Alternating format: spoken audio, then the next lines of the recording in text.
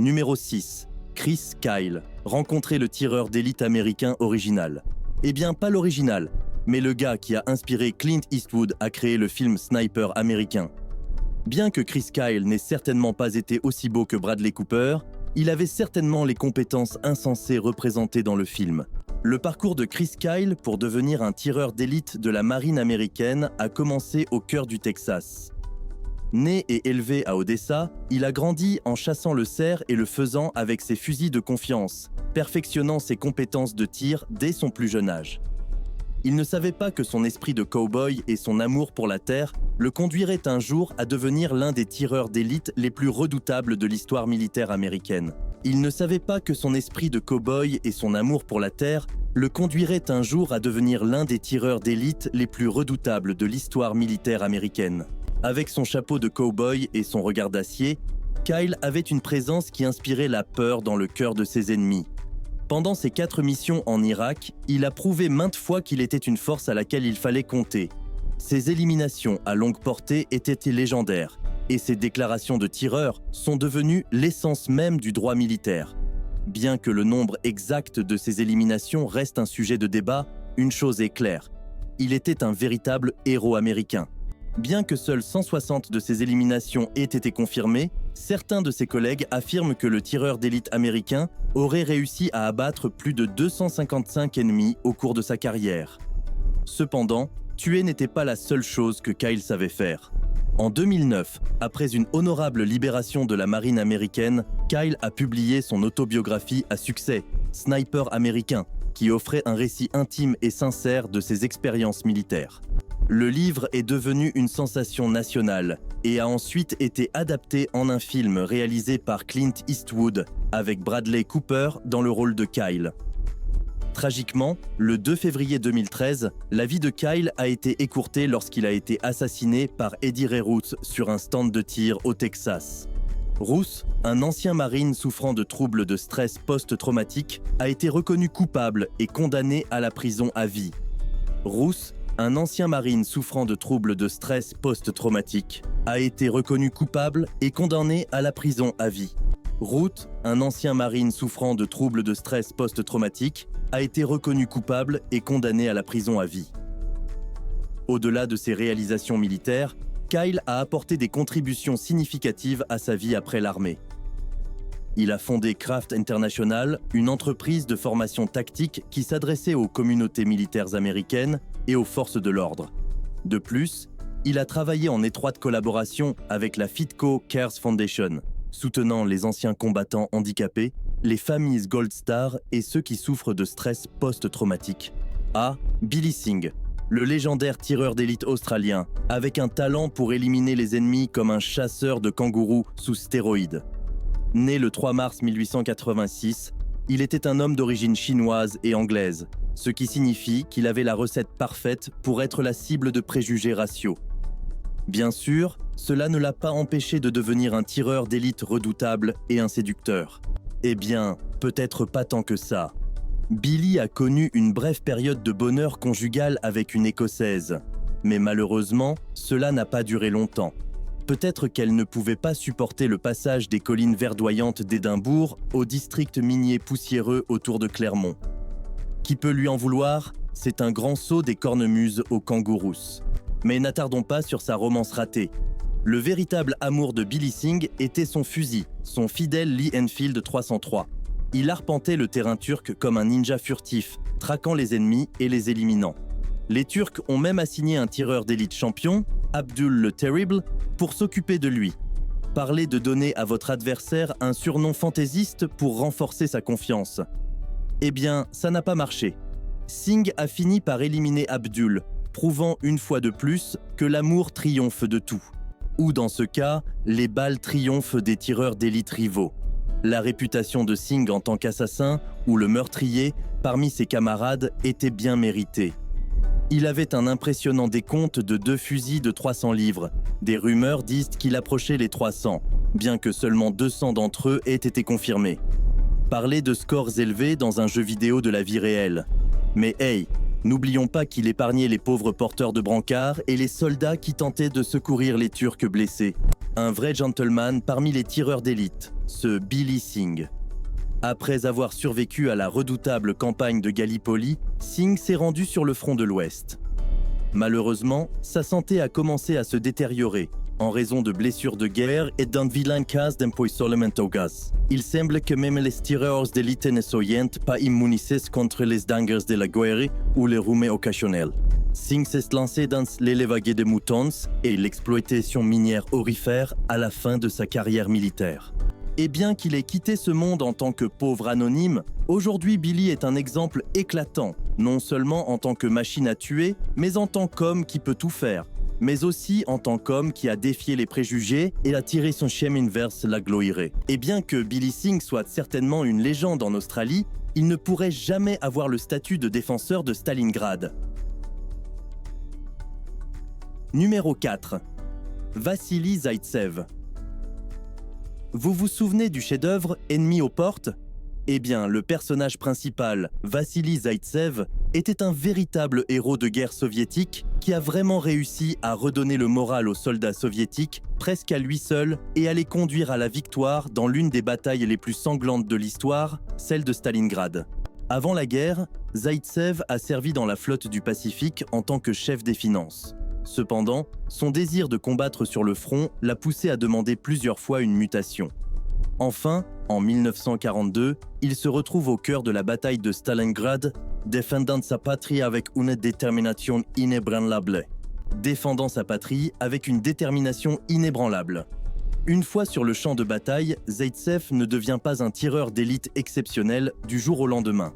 Il doit se faire valoir dans les combats au corps à corps et a même été blessé à la baïonnette. Parler de prendre l'expression « se battre bec et ongles » à un tout autre niveau, mais ses compétences de tir attirent rapidement l'attention et il reçoit une médaille pour bravoure. Qui a besoin d'une cape de super-héros quand on a un fusil fiable ? Le duel le plus célèbre de Zaïtsev était avec un tireur d'élite allemand nommé Erwin König. Du moins, c'est ce qu'il partage dans ses mémoires. Cependant, les historiens ont débattu de l'authenticité de cette histoire, affirmant qu'elle aurait pu être le produit de la propagande soviétique. Néanmoins, il est amusant d'imaginer Zaïtsev et König engagés dans une partie de cache-cache avec des fusils au lieu des rires d'enfants résonnant dans les rues. Malgré son incroyable succès et ses 242 meurtres confirmés, Zaïtsev est resté humble et concentré sur son devoir. Il a formé et mentoré d'autres tireurs d'élite, partageant ses connaissances et inspirant ses camarades. Zaïtsev a combattu jusqu'à la fin de la guerre, recevant le titre de héros de l'Union soviétique et atteignant le grade de capitaine. Après la guerre, Zaïtsev s'installa à Kiev, où il poursuivit une carrière d'ingénieur et devint directeur d'une usine textile. Il vécut une vie tranquille, loin du champ de bataille qui l'avait rendu célèbre. Malheureusement, il est décédé en 1991, quelques jours seulement avant la guerre. Zaïtsev était un soldat qui a été tué par une frappe facile de roquette tout en travaillant dans l'armée de l'air. Les possessions ont été enterrées, les citoyens russes reconnaissant, aimés et respectés. Cette femme remarquable, née en 1916 à Bila Tserkva, en Ukraine, avait un esprit compétitif qui pouvait donner du fil à retordre même aux garçons les plus turbulents. En tant que garçon manqué autoproclamé, elle était déterminée à prouver que les filles pouvaient exceller dans n'importe quelle activité. Et exceller, elle l'a fait. Avec un badge de tireur d'élite Vorochilov fièrement affiché sur sa poitrine, Pavlychenko est devenue une force à prendre en compte. Elle travaillait non seulement dans une usine d'armes locale, mais s'inscrivait également dans une école de tireurs d'élite. Parler de multitâches. Elle connaissait son chemin autour d'un fusil et avait le certificat de tireur d'élite pour le prouver. Lorsque l'opération Barbarossa d'Hitler est venue frapper à la porte de l'Union soviétique, Pavlychenko n'a pas hésité à répondre. Elle s'est rendue au bureau de recrutement, prête à rejoindre l'infanterie. Mais les employés d'enregistrement avaient d'autres idées, suggérant qu'elle devienne une intellectuelle. Pavlychenko était un homme de parole. Pavlychenko était un homme de parole. Pavlychenko était un homme de parole. Eh bien, disons simplement qu'ils ne savaient pas à qui ils avaient affaire. La détermination de Pavlychenko a prévalu, et elle s'est retrouvée dans la 25e division de fusiliers de l'armée rouge en tant que tireur d'élite. Qui a besoin d'un stéthoscope quand on a un œil aiguisé? Le siège d'Odessa n'était pas à la hauteur de cette dynamo du tir. En seulement 2 mois et demi, elle a enregistré un impressionnant total de 187 tués et s'est mérité une promotion bien méritée. Mais elle n'avait pas fini. Lorsque l'armée roumaine a tenté de gâcher la fête, Pavlychenko et son unité se sont repliés sur Sébastopol, prête à défendre la ville. Le siège de Sébastopol a duré 8 mois, mais Pavlychenko n'était pas du genre à reculer. À chaque jour qui passait, son nombre de meurtres confirmés augmentait, tout comme sa réputation de tireur d'élite extraordinaire. Pavlychenko n'était pas simplement une tireuse d'élite. Elle était une tireuse d'élite en mission. Pavlychenko était une tireuse d'élite en mission. Ses duels mortels avec les tireurs d'élite ennemis ont prouvé son habileté et sa détermination inébranlable. Elle ne gagnait pas seulement ses duels, elle les conquérait. Pas étonnant que l'ennemi la surnommait Dame Mort. Ils ont même essayé de la tenter avec des offres de chocolat et du statut d'officier allemand. Mais soyons honnêtes, rien ne pouvait rendre l'affaire plus douce pour Pavlychenko que la victoire pour sa patrie. Quand Pavlychenko est arrivée aux États-Unis en 1942, elle n'a pas seulement remporté la guerre, mais elle a aussi remporté la guerre pour sa patrie. Quand Pavlychenko est arrivée aux États-Unis en 1942, elle n'a pas seulement fait les gros titres, elle a volé la vedette. Ses visites à la Maison-Blanche et ses rencontres avec des journalistes les ont laissés bouche bée devant son audace et son esprit vif. Même ses critiques de mode n'ont pas pu entamer son esprit. Et qui ne serait pas impressionné par une femme qui pouvait mettre hors combat 309 envahisseurs fascistes? La foule l'adorait, et elle adorait appeler les hommes à l'ordre pour s'être cachés derrière elle pendant trop longtemps. Après ses exploits héroïques sur le front, Pavlychenko a obtenu un nouveau rôle, la propagande. Mais soyons honnêtes, avec son charme et ses compétences de tireur d'élite, elle n'avait pas besoin de beaucoup de persuasion pour gagner les cœurs et les esprits. Elle est devenue un symbole de bravoure et de résilience, inspirant les autres par son histoire. Numéro 2, Francis Pegamagabo. En matière de héros de guerre, Francis Pegamagabo se distingue parmi les meilleurs. Avec ses compétences impressionnantes en tant que tireur d'élite et éclaireur, il a prouvé qu'il était une force à prendre en compte sur le champ de bataille. Né en 1891 sur la réserve de la Première Nation de Shawanaga en Ontario, Pegamagabo a grandi immergé dans les traditions et les compétences de son héritage Anishinaabe. À un jeune âge, il a développé son expertise en chasse, pêche et médecine traditionnelle, tout en pratiquant un mélange de catholicisme et de spiritualité Anishinaabe. Pas sûr que le pape approuverait, mais quand vous avez 378 tués derrière vous, l'approbation du pape est le cadet de vos soucis.